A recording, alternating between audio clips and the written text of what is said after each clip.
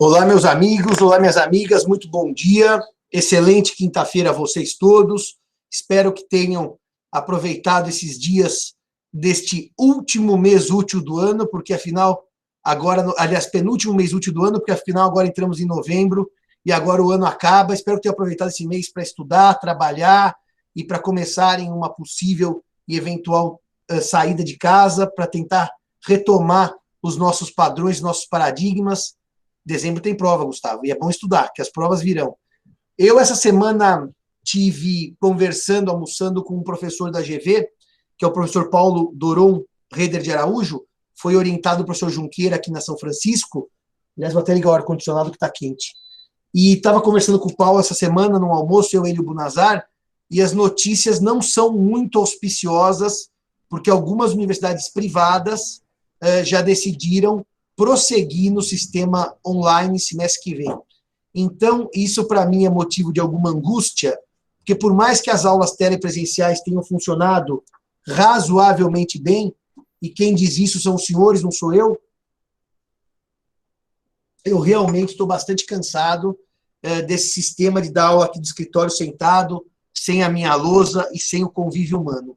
Aliás, eu diria para os senhores que quando a gente escolhe ser professor é uma carreira bastante solitária, porque, evidentemente, por mais que a gente esteja com gente, quando vocês lançam uma pergunta na sala de aula, eu não tenho com quem tirar dúvida, preciso estudar depois, mas é uma carreira, ao mesmo tempo, que a gente tem muito convívio humano. Ela é solitária em termos de decisões, mas ela é muito prazerosa em termos de convívio.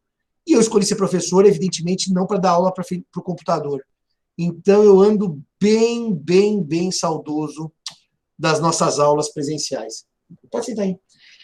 Hoje, eu tinha programado, no meu cronograma, trazer o professor Francisco Satiro, que foi professor dos senhores também, se não é ainda, para uma conversa, para um diálogo entre o direito contratual para o direito civil e para o direito empresarial. Infelizmente, por uma questão de força maior, o professor Satiro teve uma questão pessoal e realmente não pôde estar conosco hoje aqui.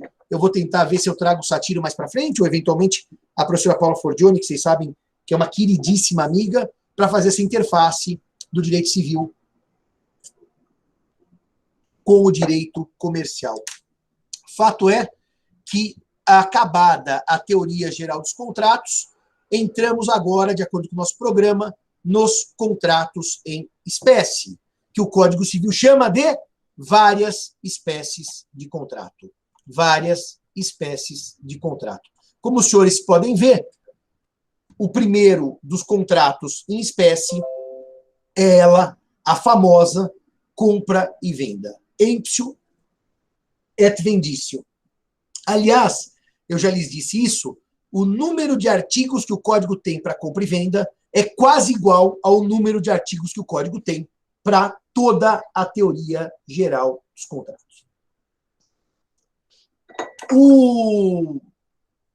A concepção da nova grade fez com que apenas 4 contratos ficassem na disciplina obrigatória, que é essa que eu ministro, que são compra e venda, doação, locação e mandato. Só 4 contratos em espécie. Os demais vão para uma matéria optativa, que eu, inclusive, darei semestre que vem, se não mudar o horário, sexta-feira, das 7h25 às 9 da manhã, que é uma matéria optativa de contratos que eu devo ser o regente da cadeira.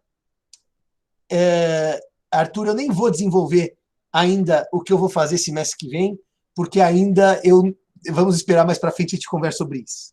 Muito bem, mas eu vou dar aula de contratos em espécie, que eu amo. Eu, há muito tempo, escrevi esse livrinho aqui, livrinho já fora de catálogo, plagiado, não tem autorais, não tem nada, os senhores podem fazer copy-paste, tirar xerox, se quiser, porque eu não ganho nada disso aqui. E eu gosto de seguir isso aqui como roteiro, tá certo? Então, quando a gente trata de contratos em espécie, ou quando a gente trata dos crimes do Código Penal, a matéria fica mais facilitada, porque basta que eu crie uma metodologia de ensinar os contratos em espécie, um verdadeiro roteiro de aula. Aliás, para quem nunca deu aula de civil, eu falo, vai dar aula de contratos em espécie, porque ela é muito mais fácil que as teorias gerais. Aliás, para quem quer estudar civil de maneira rasa, estuda instituto separadamente de uma maneira rasa. Quem quer estudar direito civil profundo, estuda as teorias gerais. E nós acabamos com a teoria geral dos contratos, e ao lado da teoria geral das obrigações e teoria geral do negócio jurídico, é o que realmente manda no direito civil. A compra e venda, portanto, ela é conceituada aí no artigo 481 do Código Civil, 481 do Código Civil. Marcelo sempre manda eu aumentar. Hoje o Marcelo não está aqui no escritório porque ele resolveu cortar o cabelo, e realmente é uma coisa lamentável. No dia da minha aula de civil, o meu orientado de mestrado, meu assistente, cortar o cabelo e largar a aula no meio. É uma coisa assim, é absurda isso, mas eu não vou entrar em detalhes porque, infelizmente, os orientados praticam com o orientador chamado abuso do direito. Mas o artigo 481 do Código Civil vai dizer uma coisa interessantíssima. Marcelo, eu não lhe dei a palavra. O senhor não está com a palavra franqueada. Quem não está presente, só Bruna e Henrique hoje podem falar. Você está com a palavra caçada. Pelo contrato de compra e venda, um dos contratantes se obriga a transferir o domínio de certa coisa e o outro a pagar-lhe certo preço em dinheiro.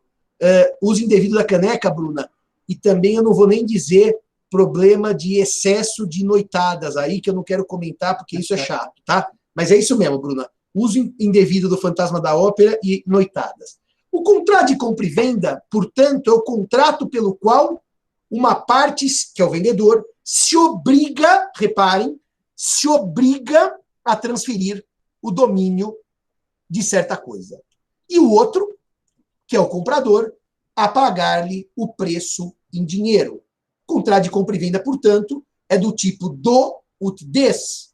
Eu dou o dinheiro, anotem aí, o dinheiro é a prestação para que des a coisa. Simão, por que o dinheiro é a prestação e não a entrega da coisa? Porque o Código Civil escolheu a ordem das prestações no contrato de compra e venda.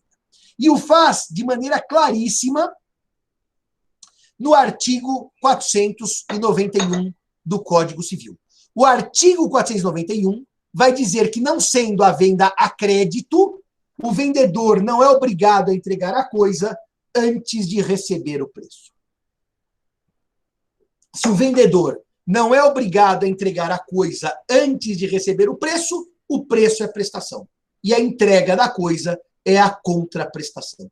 Se a venda for a prazo ou em parcelas, primeiro se entrega a coisa e depois se paga o preço. A ordem das prestações muda. Essa é a regra do 491 do Código Civil. Reparem que o contrato de compra e venda não transfere a propriedade no Brasil. O vendedor, pelo contrato, não transfere a propriedade. O vendedor, pelo contrato, se obriga a transferir a propriedade. Esta é aquela ideia mais romana dos romanos de que o contrato por si não transfere a propriedade. Aliás, os romanos diziam traditionibus, tradição, non nudis pactis, dominia rerum transferentur. A tradição e não o simples pacto, o simples acordo, transfere a propriedade no Brasil. O contrato no Brasil não transfere a propriedade das coisas. Logo, se eu digo, Bruna, quer comprar o meu celular por R$500? Ela diz, quero, mesmo tendo a Bruna pago o celular,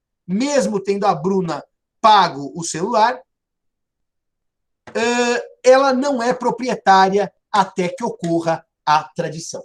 Portanto, o vendedor se obriga a transferir a propriedade da coisa vendida. Os franceses, com o Código Napoleão de 1804, rompem com esse sistema, e eu disse isso semestre passado na Teologia das Obrigações, e na França, o contrato transfere a propriedade. Em Portugal, o contrato transfere a propriedade. A diferença dos sistemas é que no Brasil, até que haja a tradição, eu sou dono. Portanto, res perit domino. A coisa se perde para o dono, que é o vendedor. No Brasil, até que haja a tradição, eu prossigo o vendedor. Na França, a partir do momento que se forma o contrato, o comprador é dono. Então, a regra res perit domino, a coisa perece para o dono, ela prossegue sendo aplicável. Mas, o que ocorre, na verdade, é que, a partir do sistema francês, o dono sendo comprador, é dele os riscos da coisa. se o vendedor não for dono de verdade... Ah, Mike, faz uma coisa para mim aqui, eu vou fazer um parênteses. Abre o microfone aí e faça a sua pergunta sobre o contrato de shopping center que você fez. Mas, Mike, seja sucinto, hein? Não vai começar a voltar no tempo da Arca de Noé. Mas abre aí e faz a pergunta que eu quero explicar uma coisa no ar aqui para todos. Aquele e-mail que você me mandou. Você sabe do que eu estou falando, Mike? Você não lembra da pergunta. Então, você vai resgatar a pergunta antes do final da aula, você vai fazer a pergunta para mim e eu quero responder na frente dos alunos. A sua pergunta, como é que é, Mike? Mas se o vendedor não for dono de verdade? Ah, bom. Se não for dono de verdade, o sistema brasileiro, os sistemas de civil law, tem uma figura chamada venda a non domino. A aqui não é a para não dono, é por quem não é dono. É como o advocare, falar por a non domino. E quem vende o que não é dono, no sistema brasileiro, em tese, a venda seria ineficaz. Não produziria efeitos, porque eu não posso transferir mais direitos do que tenho. Não posso transferir mais direitos do que tenho. Não sei se no sistema francês existe alguma regra semelhante para a proteção do comprador. Porque no sistema brasileiro, se eu vendo o que não é meu, a venda é ineficaz. Mas se o adquirente está de boa fé, ele pode sim, em tese, opor os seus direitos, porque ele estava de boa fé, com relação a terceiros que se digam proprietários. Ou, na pior das hipóteses, ele vai perder por evicção a coisa dada. Isso vai depender muito de, por exemplo, uma venda num domínio de imóvel é mais difícil, porque o imóvel tem a matrícula, tem o registro. Então, a sua pergunta é bastante longa. Mas vamos voltar aqui na minha sequência de raciocínio. A compra e venda é composta por 3 elementos. A coisa, res. O preço em dinheiro, precium. E consensus, que é o consenso que forma o contrato. É claro que se eu der alguma coisa para você, que é este celular, e vocês me dão em troca este livro, isso é uma permuta, porque a prestação é de dar objeto contra objeto, não havendo dinheiro. Quando não há dinheiro, o tipo contratual é permuta. A causa final de tipo contratual é uma causa de permuta. Se eu dou alguma coisa e você nada me dá de volta, também não é compra e venda, é doação, porque afinal é um contrato unilateral em que eu dou para nada receber. A permuta, coisa por coisa. A doação, coisa e eu não recebo nada em troca. É verdade que, com relação à permuta, tema esse que eu só trabalho naquela matéria do 3º ano de contratos especiais e não os obrigatórios, né, que são esses da matéria de hoje, nós temos uma regra sobre a permuta que ela vai dizer que aplicam-se às trocas as disposições referentes à compra e venda, com as seguintes modificações.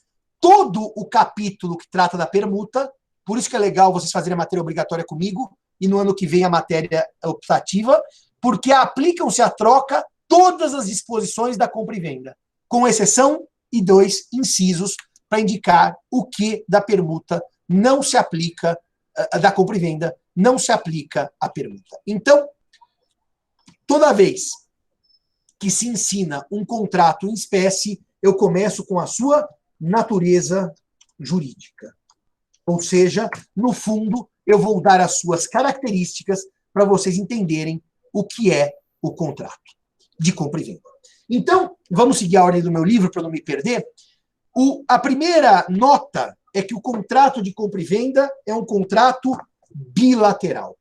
Por que que ele é bilateral? Já vimos na teoria geral dos contratos, porque eu vou ter prestação e contraprestação.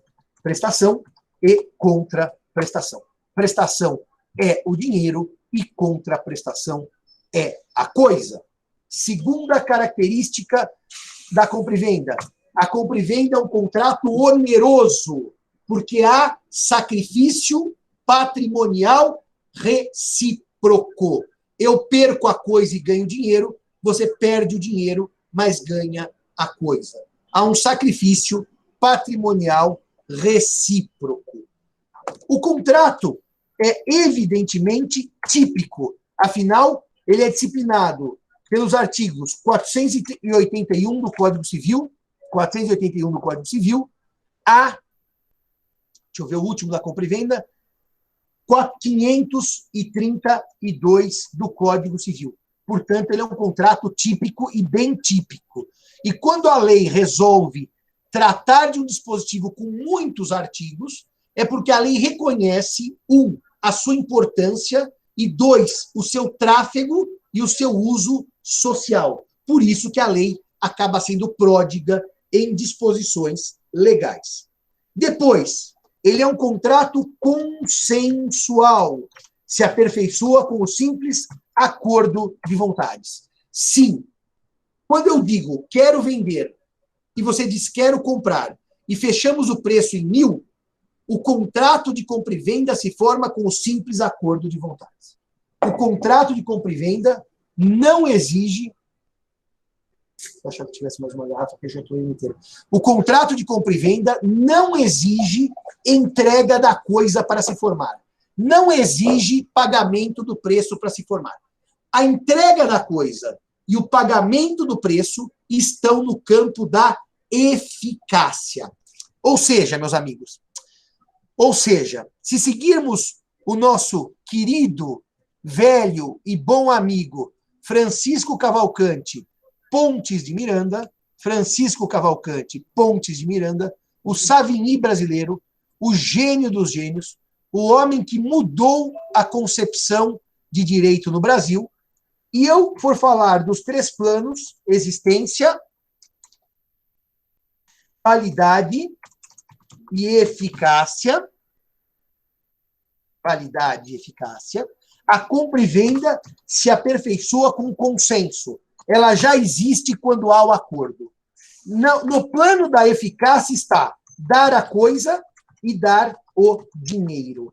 Ou seja, existe compra e venda antes do pagamento e antes da entrega da coisa. Já existe compra e venda porque basta o consenso para que ela se forme. Os requisitos de validade são os daqueles típicos de todos os negócios jurídicos, com alguns próprios da compra e venda, que eu vou ver se eu mostro para vocês, aliás, mostrarei, que é o 104 do Código Civil, e há requisitos específicos da compra e venda,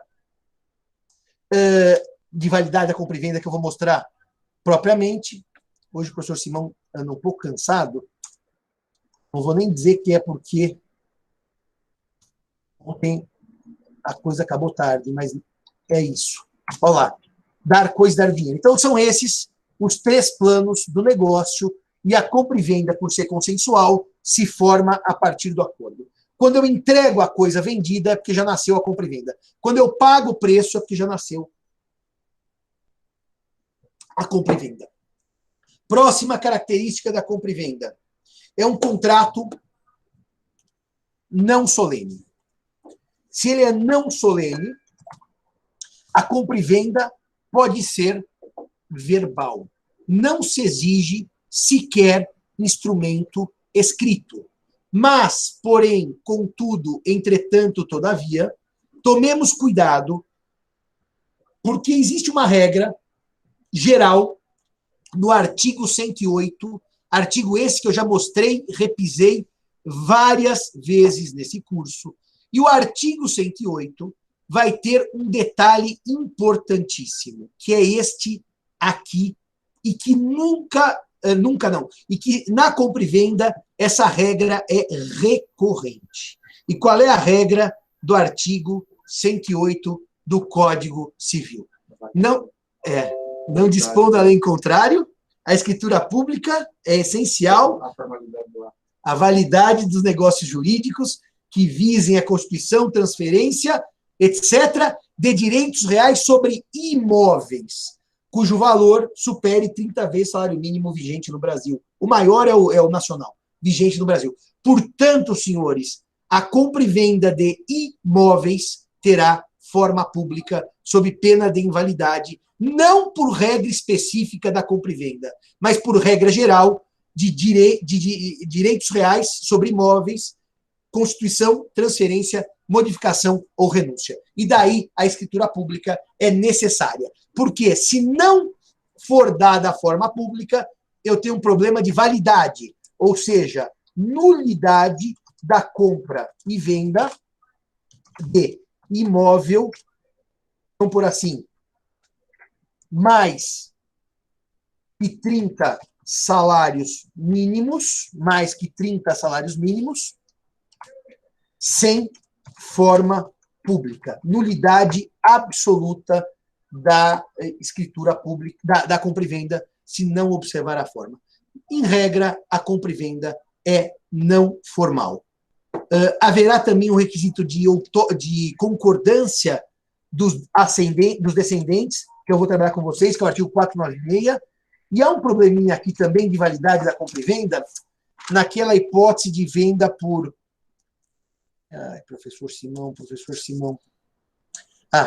A do 497, que certas pessoas não podem comprar imóvel, também comprar bens de outras, por limitação legal. Aqui são 2 requisitos de validade da compra e venda específicos, além dos requisitos do 104 do Código Civil. Dito isto, natureza jurídica esgotada, nós podemos, então, agora dizer... só mais uma coisinha para vocês. A compra e venda, por regra, ela é comutativa. Ou seja, eu terei a coisa entregue contra a entrega do preço. Primeiro preço, depois coisa. A compra e venda pode ser aleatória por acordo de vontades, mas, como regra geral do sistema, a compra e venda é comutativa. Eu daqui a pouco falo um pouco, já vou falar daqui a pouco, dessa coisa que pode ser uma coisa futura. Quando se fala, então, dos 3 elementos, coisa, preço e consenso, eu vou começar trabalhando a coisa. Res. Quando o Código Civil fala da coisa, ele vai tratar do assunto no artigo 483. Aliás, só uma notinha aqui. Olha como o 482 diz: a compra e venda, quando pura, considera-se obrigatória e perfeita, desde que as partes acordarem no objeto e no preço. Essa é a prova de que é um contrato consensual que se forma com o acordo. Não é necessária a entrega da coisa. O artigo 483, ele é lindinho, porque ele vai dizer que a compra e venda pode ter por objeto coisa atual ou coisa futura. E, neste caso, ficará sem efeito o contrato se esta não vier a existir. Nessa hipótese, como regra, por ser comutativo o contrato, se a coisa não existe, eu não pagarei o preço, porque a ideia da compra e venda é uma correspectividade das prestações. Mas o próprio código diz, salvo se a intenção das partes for concluir um contrato aleatório. Bom, aleatório quer dizer que é um contrato de risco. Alha, né, é risco, alha é sorte, e a compra e venda, para ser aleatória, ela precisa de expressa previsão legal. Eu posso até dizer assim, exemplo de manual. O pescador, você vai pescar agora cedo, eu compro todos os peixes que vierem na sua rede. E pago, por isso, X reais. Daí o pescador diz assim, mas se não vier peixe algum, for um mau dia, eu nada conseguir pescar, mas eu pago mesmo assim. Por quê? Porque eu fecho um preço que eu imagino que eu posso ganhar mais ou perder mais. Depende. Se eu pagar X pelos peixes e aquela pesca for maravilhosa, eu vou ter uma vantagem, que eu paguei menos do que eu pagaria peixe por peixe. Se eu pagar X por aquela rede e a pesca for péssima, eu perco dinheiro. Por isso que ele é de risco ou de sorte. Nessa hipótese, eu transformo a compra e venda em contrato aleatório. E eu aceito pagar o preço, ainda que a coisa não venha a existir. Eu aceito pagar o preço, ainda que a coisa não venha a existir. Vocês imaginam um contrato aleatório de compra e venda de uma patente? Eu chego para um laboratório hoje, que está pesquisando a vacina da Covid-19, e digo assim para ela, eu compro a sua patente por X bilhões de dólares. Ponto. Mas, Simão, e se eu não descobrir? Pode ser que eu não chegue lá. Em regra, o contrato é comutativo. Eu não pago nada. Mas eu vou pôr, eu pago ainda que você não descubra, porque daí ela tem que fazer uma redução no preço, eu pago um preço mais barato e corro o risco da coisa não existir. Por isso que a compra e venda pode ter por objeto coisa atual ou coisa futura. E se for futura, a coisa ainda não existir nesse momento, eu não transformo o contrato em aleatório por ter por objeto coisa futura. Se eu disser que eu compro coisa futura, e se o vendedor não puder me entregar coisa futura, eu não pago. Porque a compra e venda de coisa futura ainda é contrato comutativo. Só será aleatório por acordo expresso de vontades. E aí, a aleatoriedade da compra e venda pode estar na existência ou não do objeto. Compro a sua futura patente da vacina da gripe da Covid. Ou pode ser quanto ao percentual, a quantidade. Por exemplo, eu chego para o vendedor de laranja e digo assim, eu compro a sua próxima safra pelo valor de tanto, desde que a produção seja de no mínimo tanto. Se for abaixo, ele é comutativo, eu não pago nada. Se for disso para cima, eu pago tanto. Quer correr o risco? A gente combina um risco calculado e eu deixo parte comutativa e parte aleatória. Isso também é possível por acordo de vontades. By the way, sim, o 459, né, dos contratos aleatórios, é exatamente isso. É exatamente isso. Se for aleatório, por ser objeto de coisas futuras, tomando adquirente para si o risco de virem a existir, em qualquer quantidade, terá também direito à alienante ao preço. Agora, se da coisa nada vier a existir, a alienação não haverá e o alienante restituirá o preço recebido. É o seguinte, aqui é o que eu estou dizendo para vocês, que vocês podem dosar a alha, dosar o risco nos contratos aleatórios, assumindo parte dele ou assumindo-o integralmente. Eu dizia, by the way, a compra e venda, normalmente a gente dá, por exemplo, coisas corpóreas. Compro o copo, compro o celular, compro o código. Mas, na real, nem sempre na compra e venda a coisa é corpórea, a coisa é tangível, a coisa é tátil. Eu posso, por exemplo, comprar créditos, eu posso comprar ações, eu posso comprar marca. Então, eu posso comprar um domínio. Essas compras e vendas, que no Brasil a gente acaba não chamando de compra e venda de domínio, acaba chamando de cessão de domínio, mas no fundo, como é uma cessão onerosa, é uma compra e venda de bens imateriais ou intangíveis. Portanto, a coisa, além de poder ser atual ou futura, ela pode ser corpórea, material, tátil ou incorpórea. Valem as duas. A compra e venda pode se aplicar aos dois tipos de coisas, presentes e futuras, corpóreas e incorpóreas. Bem, chegamos no elemento interessantíssimo, que é o segundo, que é o preço. Deixa eu perguntar uma coisa para os senhores aqui. Alguém está com alguma dúvida? Alguém quer fazer alguma pergunta antes de eu prosseguir? A aula está clara? Estão entendendo tudo? O senhor não pode perguntar. Presencialmente não, só por internet. Os presenciais ficam quietos. Alguém quer ter alguma dúvida, meninas e meninas? Tudo certo? Então tá bom, meus amigos. Quando vocês ficam muito quietos, o professor vão ficar triste, deprimido. Eles não sabem. Fala, Liliane, sobre a compra e venda aleatória. Qual é o seu problema? Clima tenso entre os brothers. Não, é que o William veio de... Depois ele aparece aqui. Ele veio de Bebedouro essa semana trabalhar em São Paulo. Eu convidei para assistir a minha aula. Só que ele aqui presente não pode fazer pergunta porque a pergunta dele custa mais caro. É só consultoria para os processos que ele ganha. Fala, Liliane, qual foi o problema com a compra e venda aleatória, minha querida? Quer falar? Quer abrir o microfone? Quer escrever? Senão eu vou prosseguir para o preço. Não entendeu muito bem? Se eu disser para você, eu compro tudo que vier na rede do pescador, ainda que venha a zero, eu pago, porque eu transformei o contrato em contrato de risco. Agora, eu posso dizer também que o risco é parcial. Eu pago X se vierem tantos quilos de peixe. Então, aí o risco é de vir ou não além daquele número. Portanto, a alha no contrato é da existência da contraprestação. Eu digo, pago ainda que a safra de laranja não dê nada de laranja, é o risco total que eu assumo, ou um risco parcial. pago tanto, mas desde que a safra seja de no mínimo tanto. Ou seja, o risco pode ser da inexistência da coisa ou da inexistência parcial da coisa, vamos chamar assim. São os dois riscos que eu posso assumir na compra e venda. Tá?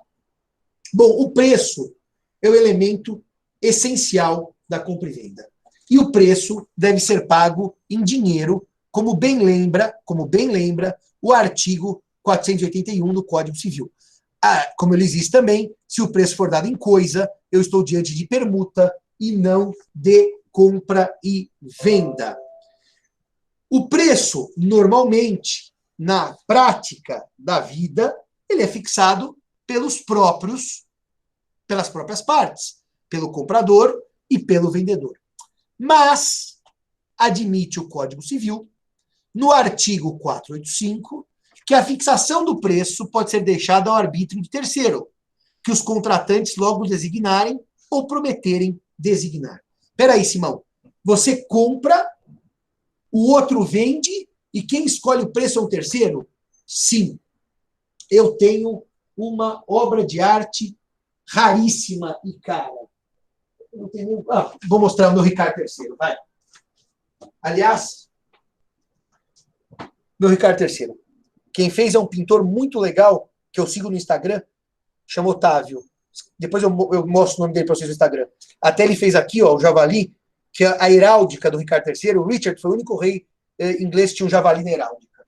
Então, o William, que está aqui, se apaixona pelo Ricardo III e diz assim: Simão, quero comprar essa bela obra do Ricardo III. O problema é que eu não sei quanto custa essa bela obra do Ricardo III. Aliás, a imagem mais famosa do Ricardo III, o bom aqui da internet é que a gente pode fazer isso, a imagem mais famosa do Ricardo III, que está na National Portrait of Art, lá de Londres, é essa aqui que eu já mostro para os senhores. Esse é o clássico do Richard.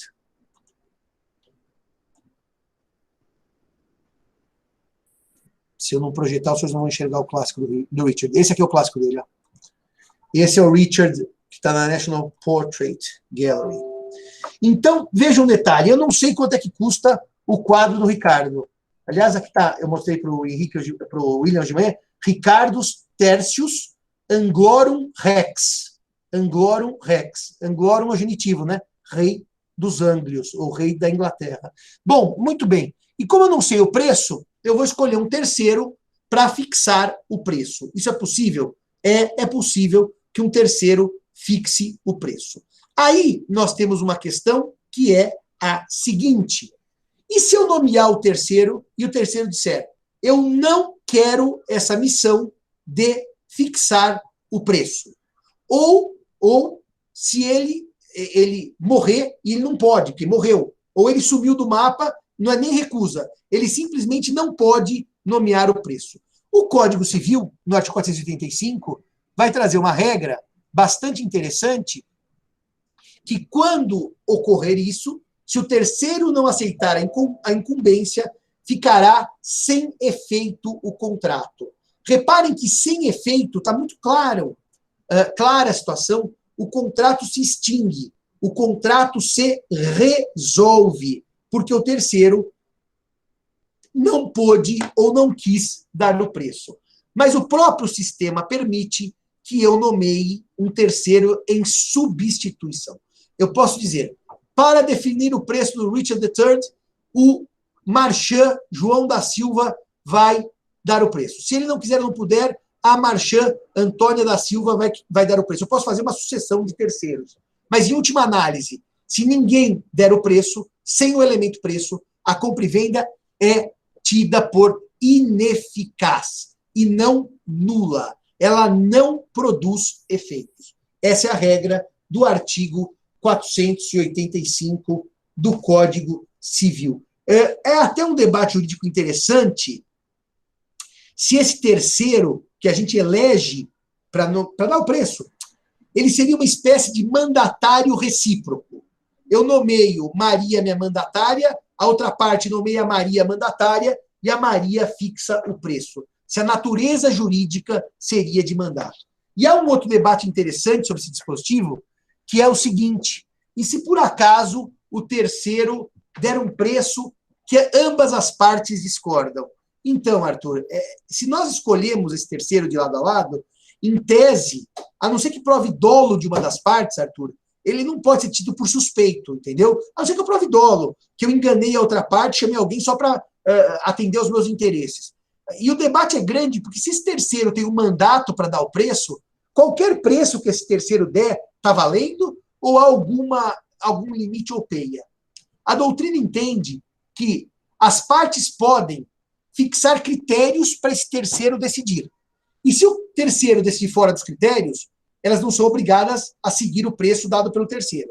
Mas se elas não derem nenhum critério, em tese, o terceiro fixa o preço e o preço obriga o comprador ao vendedor, salvo se houver prova de algum vício do consentimento, conluio, porque senão o preço dado é aquele que deve ser pago pelas partes.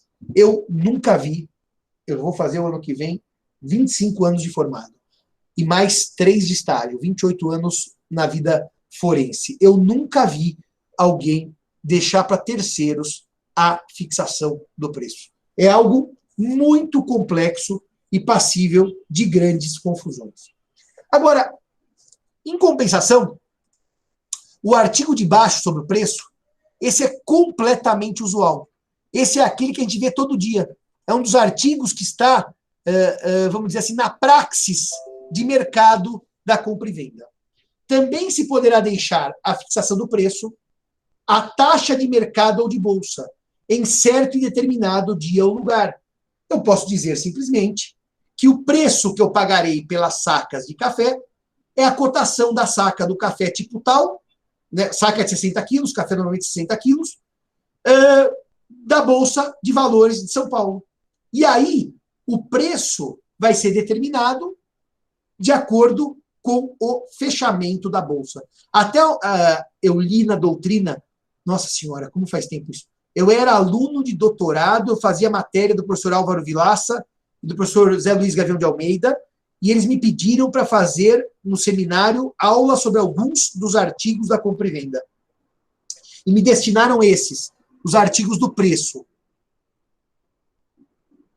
Até na época, eu li na doutrina um debate, porque se é o preço da Bolsa, o café pode abrir de manhã com preço, quando abre o pregão, e pode fechar com outro preço, que aliás pode. É isso que funciona. Eu nunca vi. É assim, raríssimo imaginar que algo mantém o preço durante todo o pregão. Então, a grande pergunta que a doutrina se fazia é, se eu digo que eu pagarei por 1.000 sacas de café o valor que tiver na Bolsa de São Paulo no dia 29 de outubro, esse valor é da abertura ou é do fechamento? Evidentemente que é do fechamento. É na hora que o pregão se encerra, a última cotação é aquela que eu vou usar para o preço de determinada coisa. E também é muito comum o artigo 487. O 486 e o 487 têm grande aplicação prática. Porque o 487 vai dizer que é lícito às partes fixar o preço em função de índices ou parâmetros, desde que suscetíveis de objetiva determinação. É muito comum, por exemplo, aliás, está dando uma confusão nesse mercado, graças à Covid, uma confusão. É um mercado que eu gosto muito. Eu dei muitas aulas no setor de energia, há muitos anos, muitas aulas. E eu tenho um grande amigo que é consultor no setor de energia, aliás, ele é amigo do meu pai, Fernando Almeida Prado, até me ligou essa semana para discutir os assuntos do setor energético. A energia, eu não sei se os senhores sabem, ela, para nós, réis mortais, eu tenho uma distribuidora, que no caso da capital de São Paulo é a Eletropaulo, e eu não posso escolher outras, porque há um monopólio na distribuição de energia. Mas se vocês fossem uma pessoa jurídica empresarial, por exemplo, vocês teriam a opção de comprar energia de várias possíveis distribuidoras. Há, na verdade, um mercado de compra e venda de energia em que eu escolho quem me fornece. Não é para os mortais, é para as pessoas jurídicas empresariais e normalmente fábricas, etc. No escritório também você não tem essa opção. E o que acontece, então? Muitas vezes, o preço da energia, ele varia demais. Querem ver um fator que faz variar a energia? Choveu muito ou choveu pouco. Porque como o sistema aqui ainda é hidrelétrico majoritariamente, e termoelétrico na região norte, e o sistema brasileiro, por algo inexplicável, a região norte está separada do sistema energético da região sul, sudeste, centro-oeste e nordeste. A região norte está numa ilha energética, então ela não consegue se comunicar com a energia do sul. Isso é um problema assim gravíssimo estrutural. Choveu muito ou choveu pouco, eu preciso acionar as termoelétricas, e assim a energia da termoelétrica é mais cara que da hidrelétrica, é bem mais cara. E daí, o que acontece? Quando eu vou fixar o preço da energia, eu tenho que levar em conta fatores variáveis, inclusive o índice pluviométrico. Se chover muito pouco, e eu iniciar a produção de energia por termoelétrica, a energia fica muito mais cara. Então, eu posso, na fórmula matemática do preço da compra de energia, colocar fatores variáveis, desde que objetivos. Objetivo quer dizer o quê? Não pode ter um fator, eu ponho assim, ó, o preço de energia se calculará pelo índice X, que tem a ver com chuva, pelo índice Y, que tem a ver com o dólar, pelo índice Z, que tem a ver com a taxa de crescimento do Brasil. Estou dando qualquer coisa aleatória. Eu não posso ter o índice W à vontade do Simão, que eu escolho o índice da minha cabeça. Porque daí eu teria um critério subjetivo na fixação do preço. E a lei só admite critérios objetivos. A prova disso é o artigo 488, que eu vou tratar na sequência, de que eu não posso subjetivar o preço da compra e venda. Mike, professor, na compra de antiguidades, às vezes deixa um terceiro especialista fixar o preço? Não. Bom, se você estiver imaginando compra de uma antiguidade na real, não as velharias que eu compro, você pode imaginar sim, que você vai ter um terceiro fixando o preço. Mas, por exemplo, você, Mike, vai para Londres, e Londres tem antiquários belíssimos em Londres. E daí eles vendem obras antigas, e, portanto, obras que não são roubadas, nada disso, né? São obras com certificado de propriedade, tudo no mercado, que não é o mercado negro, por exemplo, né? E daí o que acontece? Lá, evidentemente, que eles já sabem o preço das coisas, e os preços estão dominados desde logo. Eu queria mostrar uma coisa para os senhores, vamos ver se consigo abrir aqui, uma coisa interessante aqui no mapa. Se eu conseguir abrir, eu vou mostrar para os senhores. Existe um lugar em Londres que se chama Berkeley Street, que tem uma rua, que tem a Berkeley Square, que é um bairro de Londres talvez mais sofisticado, que é esse bairro que se chama Mayfair, e essa região aqui, esse é um hotel caríssimo, que é o The Connaught, essa região aqui tem vários antiquários. E aqui, exatamente aqui, na Berkeley Square, aqui tem um dos antiquários mais caros do mundo. E lá, as pessoas simplesmente põem o preço e eu pago se quiser. Então, não é verdade que sempre em antiguidade vai ter terceiro fixando o preço. Pode ser simplesmente um preço indicado pelo próprio vendedor, tá certo? Nesse caso, seria uma condição puramente potestativa? Não, Gabriel, eu vou explicar puramente potestativa no 488. No 486 e no 487 não é condição puramente potestativa. Por isso que eu disse que eu não posso pôr. O preço será fixado pela vontade do Simão. Isso eu não posso. Que daí vai ser a condição puramente potestativa, que é do 488, que eu vou mostrar na sequência, tá bom? Então, eu vou mostrar exatamente que essa daí é puramente potestativa, Gabriel. Quando eu vender energia através da produção de energia solar, também há esse monopólio. A energia solar tem uma vantagem. Como ela pode ser produzida no meu quintal, eu posso ter sobra de energia. O problema da energia solar, de qualquer energia, na verdade, é que a energia é de custo de armazenagem muito, muito alto. Então, é muito caro armazenar energia. Tanto que agora, André, nós estamos com um problema seríssimo. Como houve um colapso econômico em razão do lockdown, colapso. A economia brasileira colapsou. Colapsou como não colapsou nunca na história desse país. Nem na crise do petróleo dos anos 70, nem no craque da Bolsa de 29, nem no tempo do Pedro Álvares Cabral. E com a economia colapsada, as pessoas jurídicas produtoras tinham comprado X de energia. E esse X está sendo usado muito abaixo do que elas tinham pago. E o vendedor diz assim, você pagou, pacta sunt servanda. Eu vou te entregar energia porque eu não tenho onde armazenar. E esse ano não foi ano de crise de água. Teve água. Então as hidrelétricas produziram bastante. Então está havendo hoje a chamada sobra de energia no mercado. Então há um grande problema na atualidade, que é o que fazer com a energia que está sobrando. Porque como grande parte do setor produtivo colapsou, e daí vocês podem imaginar, numa noção básica de economia, que o colapso da economia pode gerar recuperação em V, recuperação em U e o L. Recuperação em U é assim, ó. Vou mostrar para os senhores aqui. Aqui vai ser o período de baixa e aqui depois vai subir de novo. Mas vai ser um longo período de crise. Aqui vamos saber quais atividades aguentam, porque muitas não aguentam a recuperação em U, que a crise perdura por mais tempo até haver a subida. A em V é a ideal, cai um pouco e logo sobe e a economia logo se recupera. E há atividades que vão para L, né? Elas vão do alto para baixo, quebram e nunca mais voltam. Então, no caso da energia, a energia solar não é produzida para ser vendida normalmente. Ela é produzida para ser utilizada por quem produz. Mas eu posso vender o excesso?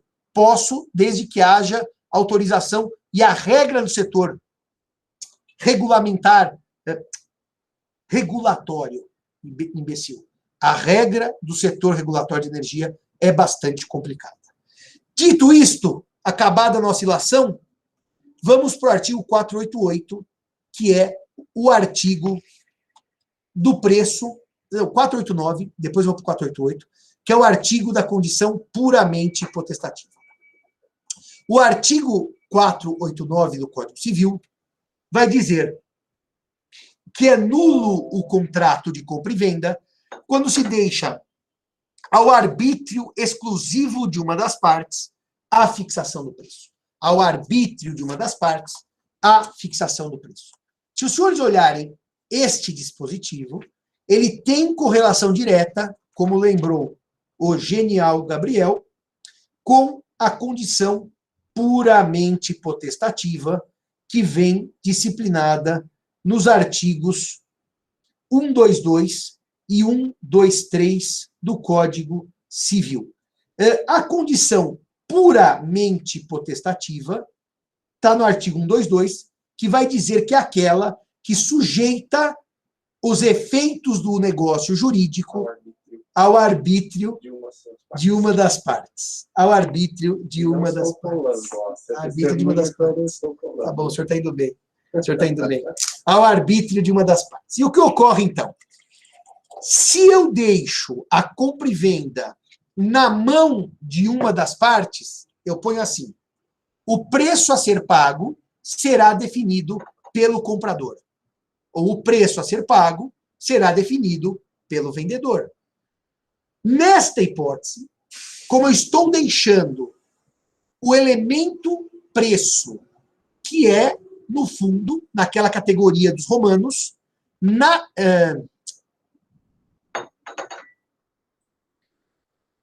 o elemento de existência. Elemento de existência, ou seja, sem o qual o próprio contrato não existe. E se eu deixar a fixação, não é naturalia negócia, não é acidentália negócia, né? Porque o naturalia não, é o primeiro dos três. Bom, esqueci. Hoje eu estou com a memória péssima. Então, o elemento preço não pode ficar ao arbítrio de uma das partes, porque ele é essencial para a existência da compra e venda. Logo, o Código Civil invalida o contrato em que o preço estiver sujeito à vontade exclusiva ao arbítrio de uma das partes. Nulo é o contrato. E o detalhe, então, é que se trata de nulidade absoluta. Aqui eu estou no campo da proteção do interesse coletivo. É uma norma de ordem pública. A incidência do artigo 166 e seguintes, e não do artigo 171, que trata da anulabilidade. Portanto, aqui é a sanção mais severa do ordenamento, que é a nulidade absoluta. Eu já negociei contrato em que uma das partes insistia para que a cláusula de preço fosse assim: o preço não é fixado desde logo e será indicado, olha o verbo, pelo vendedor no momento da entrega da coisa. Nulo, o contrato é inteiro nulo, porque o preço foi deixado ao arbítrio de uma das partes. Ao arbítrio de uma das partes. Aí vocês podem fazer uma pergunta que tem a ver com esse livro aqui. É do Bunazar, esse aqui, William? É, daqui do Bunazar. Tem a ver com esse livro aqui do Bunazar, que é a invalidade dos negócios jurídicos. Você pode perguntar assim, mas Simão, o contrato nasceu nulo. E daí o que acontece? Então, eu, percebendo a nulidade absoluta, vou lá e faço uma retificação, corrijo. E digo, não, o preço não é mais fixado por mim, é de 100. Ah, daí o que aconteceu, Simão? Você convalidou o nulo? Pela teoria geral do negócio jurídico, é impossível. Porque a teoria geral diz que o nulo não se convalida. O que nasce nulo é nulo per omne vitae, per seculum seculorum. Mas, se lerem a obra do professor Bunazar, ele vai dizer que nessa hipótese, como as partes corrigiram, não há prejuízo para ninguém, e eu atendi a máxima legal, o nulo se converte em válido, porque antes dele produzir qualquer efeito, eu ajustei e extirpei a nulidade absoluta. Mas se forem pela técnica exclusiva de leitura literal do Código Civil, o contrato em que o preço é deixado ao arbítrio de uma das partes é nulo. Nulidade absoluta, insanável, que o tempo não convalida, a sanção mais drástica do direito privado. Bunazar salva com a sua belíssima tese chamada A Invalidade do Negócio Jurídico. Livro que eu tive a alegria de prefaciar. Bem, mas, porém, contudo, entretanto, todavia. 488 é um artigo bastante curioso. E por que o artigo 488 é bastante curioso? Porque ele é um artigo claramente do comerciante. Ele não é um artigo do direito civil.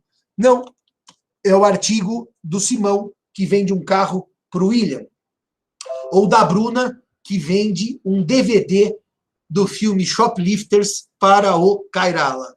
Kairala, você cortou o cabelo já? Você já está em condições de falar ou você ainda está cortando o cabelo, Kairala? Tô aqui no escritório já, faz tempo. Tá no escritório? Tô. Abre a câmera. Abre a câmera. Tô abrindo aqui, ó. Ah, cabelinho cortado. Passou a ressaca? Ainda não. Olha, ó, o Henrique tá ali no fundo. É, Bruna aqui do lado também, ó. Eu cheguei cedo, a Bruna já viu, o Henrique já viu. Oi? É, o fundo tá censurado. Ah, peraí, deixa eu tirar os fundos censurados. Aí, ó. Pronto. Estamos todos aqui, ó. Ah, alegria, Henrique. Bom saber que você acordou cedo também, Henrique. Muito bem. Então agora vamos parar a chacrinha, vamos voltar aqui. A coisa está indo mal aqui. Kairala acordou cedo, né? Então, cuidado, Lucas. O negócio jurídico nulo é existente. É existente. Cuidado. A lei não tratou como inexistente. Ela disse que se eu deixar o preço ao arbítrio de uma das partes, ele é nulo. A lei escolheu. Ela podia ter dito: a compra e venda cujo arbítrio é conferido a uma das partes, o preço é inexistente. O código não opta, porque ele não adota com vagar, com cuidado, com desenvolvimento o plano de existência.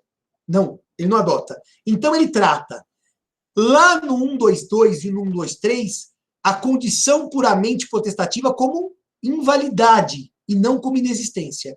E aqui no 488, para manter a sua lógica, também o código trata como nulo. Então, por favor, Lucas, só te corrigindo, tá? Não existia. Era existia, mas não valia. E como o código prevê que é nulo, pelo texto do código, nulo não se convalida. Mas pelo professor Bunazar, o nulo pode se convalidar. E é por isso que eu quis dar essa explicação mais alentada, maior, sobre o artigo 489. Bem, o 488, como eu dizia, é o artigo dos comerciantes. É o artigo de quem tem vendas regulares. E o Código Civil diz que convencionada a venda, sem fixação do preço ou critérios para a sua determinação, e não houver tabelamento oficial, medicamento, por exemplo, tem tabelamento oficial, entende-se, preço mínimo, entende-se que as partes se sujeitaram ao preço corrente nas vendas habituais do vendedor. Meus amigos, se não houver preço fixado, não houver critério, não houver tabelamento, o preço é o corrente nas vendas habituais do vendedor. Se o vendedor pratica vendas habituais, ele é comerciante. Porque eu, quando vendo meu carro usado, eu não sou comerciante. Eu não tenho venda habitual de carro usado. E se eu tiver numa venda não habitual, como é a minha, do meu carro, e não fixar o preço, evidentemente que eu não aplico o 488. O 488 pressupõe alguém que tenha recorrentes vendas e que, portanto, ainda que naquela minha não tem o preço, eu olho as outras que ele fez, dos mesmos gêneros, dos mesmos semelhantes, congêneres, era para usar, e eu fixo o preço. Portanto, o 488 é fruto da junção da teoria geral do direito, teoria geral dos contratos empresariais e a teoria geral dos contratos civis. E nos contratos em espécie, isso continua refletindo, porque é uma regra de uma compra e venda claramente comercial.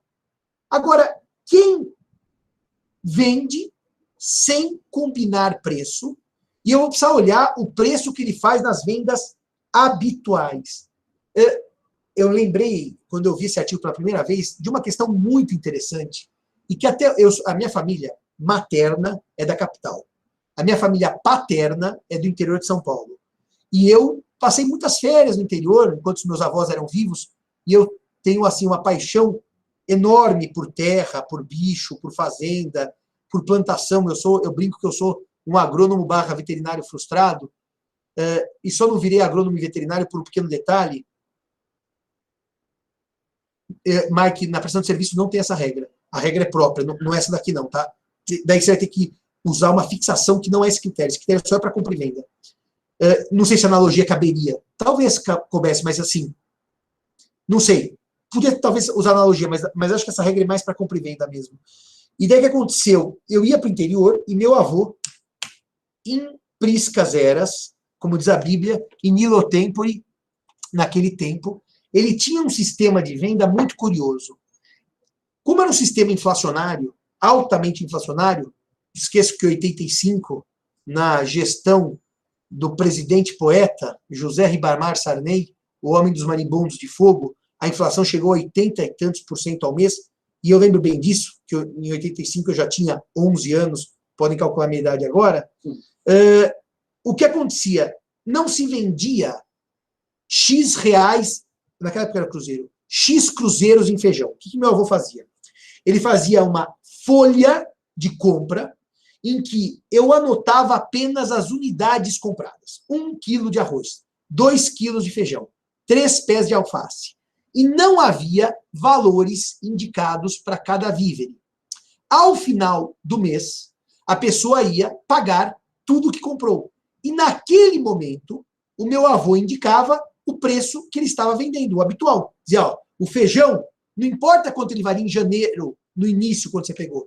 É agora, no final de janeiro que você está pagando, ele vale 10. E precificava as coisas de acordo com as suas vendas habituais. As coisas não eram precificadas ab início, elas eram precificadas no momento do pagamento. Por isso, elas eram indicadas sem fixação de preço. E não vinha no contrato. Vou cobrar o preço da época do pagamento. Era um hábito. Eu cobro o que habitualmente eu cobro. É muito interessante que esse artigo ele é puramente empresarial, fruto da unificação das obrigações civis e comerciais, ou civis e empresariais, que já era objetivo no sistema brasileiro do grande jurisconsulto Augusto Teixeira de Freitas, que não conseguiu no esboço unificar as duas teorias. Teixeira de Freitas foi vingado por Reale. Quantos anos depois? Seu código é de 2002, 140, 130 anos depois do Teixeira de Freitas. Dito isso, 10h15, como diziam os ingleses, it's high time to go, eu vou tomar o meu café e a gente conversa na sequência. Mike, ao invés de verborragiando as suas perguntas novas, pega a velha que você vai começar a aula lendo aquele e-mail para mim. E eu já respondo as novas também. Até daqui a pouco, 1 minutinho, meus amigos.